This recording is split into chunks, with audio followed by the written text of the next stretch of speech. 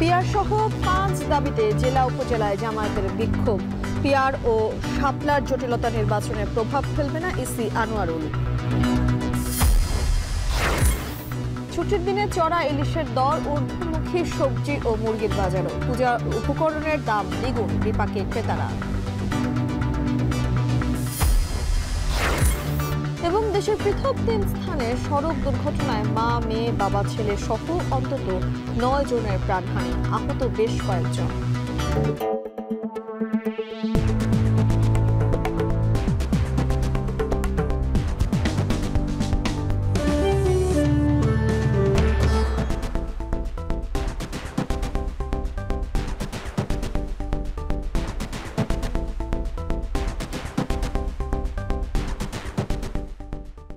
স্বাগত এখন জনপদে, সঙ্গে আছি আমি তানজিলা খান মেম। এবার জেলা উপজেলায় বিক্ষোভ করে পিয়ার পদ্ধতিতে নির্বাচন সহ 5 দফা দাবি তুলে ধরছে জামায়াতে ইসলামী। কিশোরগঞ্জে জুমার নামাজের পর শহরের শহীদী মসজিদের সামনে থেকে শুরু হয় বিক্ষোভ। গুরুত্বপূর্ণ সড়ক ঘুরে বড় বাজার মোড়ে সমাবেশের মাধ্যমে বিক্ষোভ শেষ হয়। এবং সময় বক্তারা জাতীয় নির্বাচনে সংসদের উভয় কক্ষে পিয়ার পদ্ধতি চালুর দাবি জানান। একই দাবিতে সকালে হবিগঞ্জ শহরের কোর্ট মসজিদ প্রাঙ্গণে সমাবেশের আয়োজন করে জামায়াত ইসলামী। এতে অংশ নেন জেলা ও উপজেলা পর্যায়ের নেতাকর্মীরা। এদিকে নাটোরেও জামায়াতের নেতাকর্মীরা বিক্ষোভ মিছিল বের করেন। পরে শহরের প্রধান সড়ক প্রদক্ষিণ করে মিছিলটি। এ সময় পিয়ার পদ্ধতি বাস্তবায়ন না হলে নির্বাচন করতে দেওয়া হবে না বলে হুঁশিয়ারি দেন বক্তারা। একই দাবিতে কুষ্টিয়ায় বিক্ষোভ মিছিল করেছে জামায়াত। বিক্ষোভে অংশ নেন জামায়াত ইসলামী সহ দলটির বিভিন্ন ইউনিটের কয়েক হাজার নেতাকর্মী।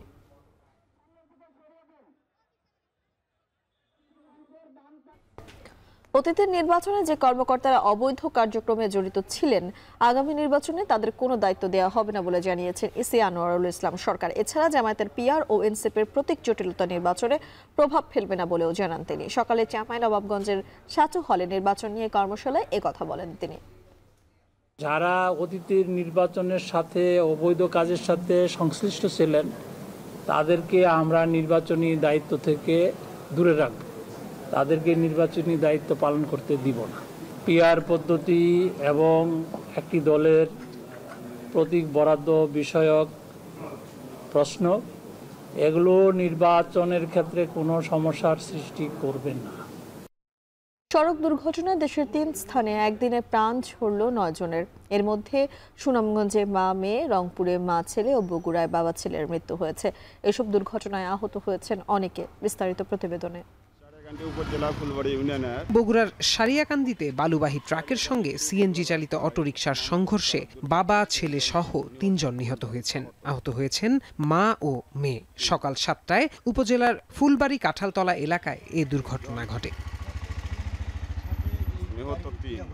পুলিশ জানায় দুর্গাপূজার ছুটিতে পরিবার নিয়ে বিপুল বগুড়া থেকে সিএনজি যোগে নারচি গ্রামে যাচ্ছিলেন। পরে বিপরীত থেকে আসা বালুবাহী ট্রাকের সঙ্গে তাদের অটোরিকশার সংঘর্ষ হয়। ঘটনাস্থলেই চালক শুকুর আলী মারা যান। পরে শহীদ জিয়াউর রহমান মেডিকেল কলেজ হাসপাতালে চিকিৎসাধীন অবস্থায় বাবা বিপুল ও তার ছেলের মৃত্যু হয়। রংপুরে পিকআপ এবং বালুবোঝাই ট্রাকের সংঘর্ষে মা ও ছেলে সহ 3 জন নিহত হয়েছেন। এই ঘটনায় আহত হয়েছেন আরও 1 জন। ভোরে রংপুর ঢাকা মহাসড়কের দমদমা এলাকায় এই দুর্ঘটনা ঘটে। নিহতরা সবাই পিকআপের যাত্রী। পুলিশ জানায় দমদমা ব্রিজের উত্তরে মহাসড়কের ওপর মালবাহী পিকআপ ইউটার্ন নেয়ার সময় ঢাকাগামী বালুর ট্রাকের সঙ্গে সংঘর্ষ হয়। ঘটনাস্থলেই মৃত্যু হয় 3 জনের। দুর্ঘটনার শিকার 2টি গাড়িকেই আটক করেছে পুলিশ।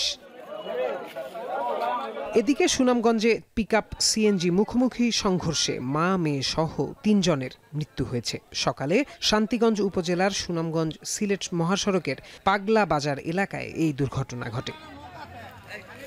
পুলিশ জানায় সুনামগঞ্জ থেকে সিএনজিটি সিলেটের দিকে যাচ্ছিল। এ সময় পাগলা বাজার এলাকায় পৌঁছালে পিকআপের সঙ্গে মুখোমুখি সংঘর্ষ হয়। ঘটনাস্থলেই মৃত্যু হয় সিএনজি চালক ও 1 যাত্রীর। এই ঘটনায় পিকআপের চালককে আটক করেছে পুলিশ। প্রত্যয় দাস, এখন। রবিবার থেকে শুরু হচ্ছে সনাতন ধর্মাবলম্বীদের শারদীয় দুর্গাপূজার ষষ্ঠী।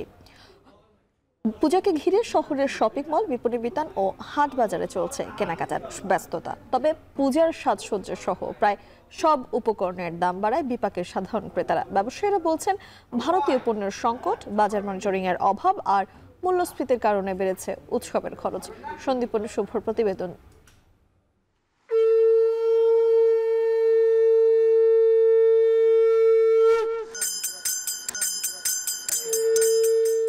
জমে উঠতে শুরু করেছে দুর্গাপূজার আয়োজন। দেবীপক্ষ শুরুর আগেই ধুম পড়ে পূজার সামগ্রী কেনার। তবে এবারের চিত্র খানিকটা ভিন্ন। পূজার প্রায় সব উপকরণ ও দেবীর পোশাক আশাকের দাম বেড়েছে আকাশ ছোঁয়া।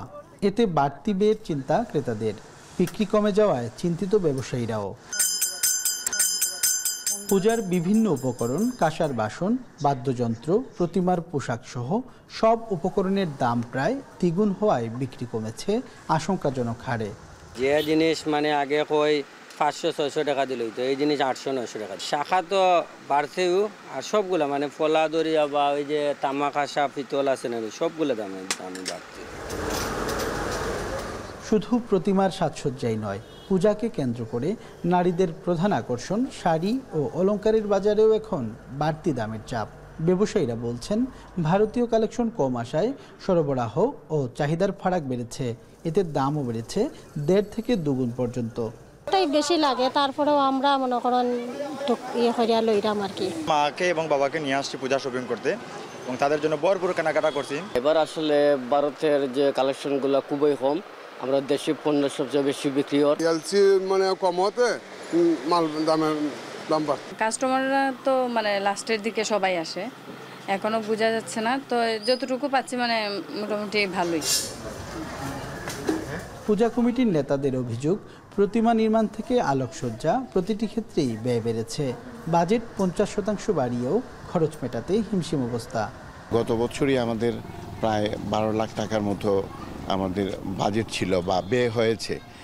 এই বছর জানি না, আমরা আসলেই একবারে হিমশিম খাচ্ছি। গত বছর যে জিনিসগুলো আমরা যে দামে কিনেছি, এবছর বাজারে গিয়ে আমাদের মাথায় হাত, প্রায় অলমোস্ট ডাবল হয়ে গেছে প্রতিটা জিনিসের দাম। বাজারে লাগামহীন মূল্য বৃদ্ধি, প্রশাসনের নজরদারির অভাব আর ভারতীয় পণ্যের সংকট সব মিলিয়ে পূজার বাজারে খানিকটা অস্থিরতা। এই অবস্থায় প্রশাসনের কঠোরভাবে বাজার তদারকির দাবি ক্রেতাদের। সন্দীপন শুভ, এখন সিলেট।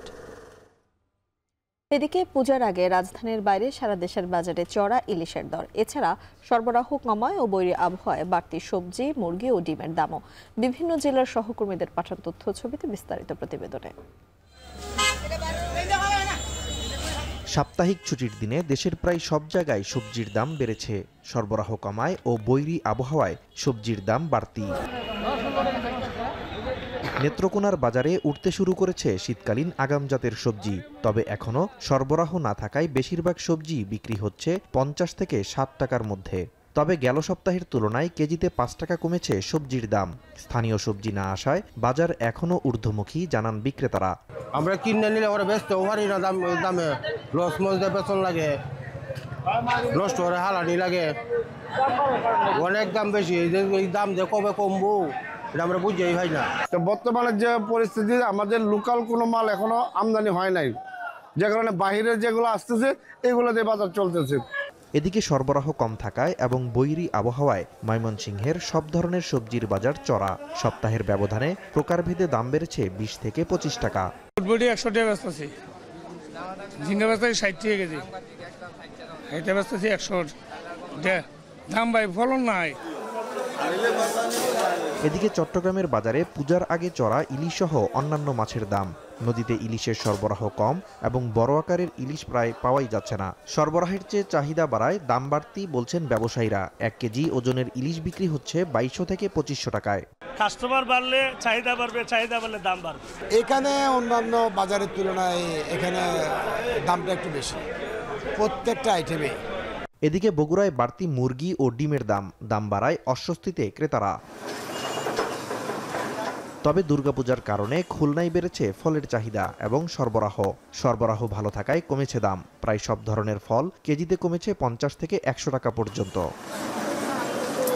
নাজমুস সাকিব সামি, এখন। ঝুট কাপড়ের দাম বেড়ে যাওয়ায় এবছর সৈয়দপুরের তৈরি জ্যাকেটের দাম বাড়বে বলে আভাস দিয়েছেন কারখানা মালিক ও ব্যবসায়ীরা। প্রতি বছর প্রায় 10 লাখ পিস জ্যাকেট তৈরি হয় সৈয়দপুরে। গত বছর ব্যবসা ভালো হওয়ায় এবছর আরও বেশি উৎপাদন লক্ষ্যমাত্রা কারখানা মালিকদের। আশিকুর রহমান আশিকের ক্যামেরায় আমিরুল বাপ্পির প্রতিবেদন। শীত মোকাবেলায় পোশাক জগতে বড় একটা অংশ জুড়ে আছে নীলফামারীর সৈয়দপুরে তৈরি জ্যাকেট। প্রতি বছরই পশ্চিমাঞ্চল সহ প্রায় সারা দেশেই লাখ লাখ পিস জ্যাকেট যায় এই সৈয়দপুর থেকে। জুলাই থেকেই এখানকার কারখানায় শুরু হয় জ্যাকেট তৈরির কাজ। তবে এখনও পুরোদমে শুরু না হলেও যত দিন যাবে ততই ব্যস্ততা বাড়বে বলছেন কারিগররা। কারিগর হিসাবে নিম্নতর আয় আমাদের 500 টাকার উপরে হয় না। এই মূল্য যদি একটু বৃদ্ধি হইতো তো মহাজন আমাদেরও কিছু একটু বাড়াই দিত। কাঁচামালের সংকট, দাম বাড়া সহ নানা কারণে কমেছে কারখানার সংখ্যা। বছর দুয়েক আগে শতাধিক কারখানা থাকলেও এখন টিকে আছে মাত্র 50 থেকে 60টি। বেচাকেনা শুরু হতে দেরি আরও কিছুদিন, তাই তৈরি করা জ্যাকেট আপাতত গোডাউনে স্টক করছেন পাইকারি ব্যবসায়ীরা। মাল একটু পত্তা দামে কিনতে পারি, বেচার সময় একটু আমাদের লাভ বেশি আসে। কিছু মাল আমি ক্রয় করলাম, আবার জ্যাকেট দেখলাম। বিভিন্ন কারণে কাঁচামালের সংকটে ভুগছেন কারখানা মালিকরা। ঝুট কাপড়ের দাম বৃদ্ধি সহ চীন থেকে যেসব কাঁচামাল আসে সেগুলোর দামও বেশি পড়ছে। বিগত বছরগুলো আমরা মনে করেন 70-80 টাকা কেজি কিনতাম, এবছর ওগুলো প্রায় 200-220 টাকা কেজি এমন হয়ে গেছে। উৎপাদন খরচ বেড়ে যাওয়ায় এবছর জ্যাকেটের দাম বাড়বে বলে আভাস দিয়েছেন ব্যবসায়ীরা। 420 টাকার ফোম 600 টাকা কেনা লাগতেছে এখন। চায়না প্রোডাক্ট, চায়না ইম্পোর্টের উপর নির্ভর করে। সৈয়দপুরের এই জ্যাকেট শিল্পের সাথে জড়িত প্রায় 5000 মানুষ। চলতি বছর জ্যাকেটকে ঘিরে প্রায় 100 কোটি টাকার ব্যবসার আশা ব্যবসায়ীদের।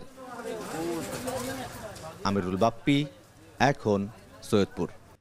রোহিঙ্গাদের নিজ দেশে ফিরিয়ে দিতে আন্তর্জাতিক অঙ্গনে চেষ্টা চালাচ্ছে সরকার, তবে আন্তর্জাতিক সহায়তা কমায় তা কঠিন হয়ে পড়েছে বলে মন্তব্য করেছেন ত্রাণ, দুর্যোগ ও মুক্তিযুদ্ধ বিষয়ক উপদেষ্টা ফারুক আজম। দুপুরে চট্টগ্রাম প্রেস ক্লাবে রোহিঙ্গা সংকট নিয়ে আলোচনায় সভায় কথা বলেন তিনি। বলেন, রোহিঙ্গা সমস্যা রাজনৈতিকভাবে সৃষ্টি হয়েছে, তাই রাজনৈতিক অবস্থান তৈরি করেই এ সমস্যার সমাধান করতে হবে। ডোনার কান্ট্রিগুলোর থেকে যদি এইড কমে যায় তাহলে বড় ধরনের একটা সংকট সৃষ্টি হতে পারে। সেই সংকট মোকাবেলাও আমাদেরকে শঙ্কিত করে রাখছে, যার জন্য আমরা অনেক বেশি সোচ্চার কণ্ঠে বিশ্ব মঞ্চে নানানভাবে চেষ্টা করছি যাতে এই সংকটটার ব্যাপারে তাদের দৃষ্টিটা যেন আবার আমরা ফিরিয়ে আনতে পারি। ময়মনসিংহে ব্রহ্মপুত্র নদের ভাঙন থেকে রক্ষার দাবিতে মানববন্ধন করেছেন স্থানীয়রা। সকালে গৌরীপুরের ভাটিপাড়া এলাকায় মানববন্ধনে অংশ নেন ভাঙন ঝুঁকিতে থাকা শতাধিক পরিবার। স্থানীয়রা জানান, গেল এক সপ্তাহে 300 ফুট এলাকা নদীগর্ভে বিলীন হয়েছে। বাড়িঘর ও ফসলের জমি হারিয়ে গ্রাম ছাড়া কয়েক হাজার মানুষ। ভাঙন ঝুঁকিতে এলাকার একমাত্র শিক্ষা প্রতিষ্ঠানটি। মানববন্ধনে বক্তারা অভিযোগ করেন, গেল 2 যুগে 3 কিলোমিটার এলাকা ব্রহ্মপুত্রের গর্ভে বিলীন হলেও কার্যকর পদক্ষেপ নেওয়া হয়নি। এছাড়া অবৈধ ও অপরিকল্পিত বালু উত্তোলনের কারণে নদের পাড়ে ভাঙন দেখা দিয়েছে বলেও অভিযোগ স্থানীয়দের।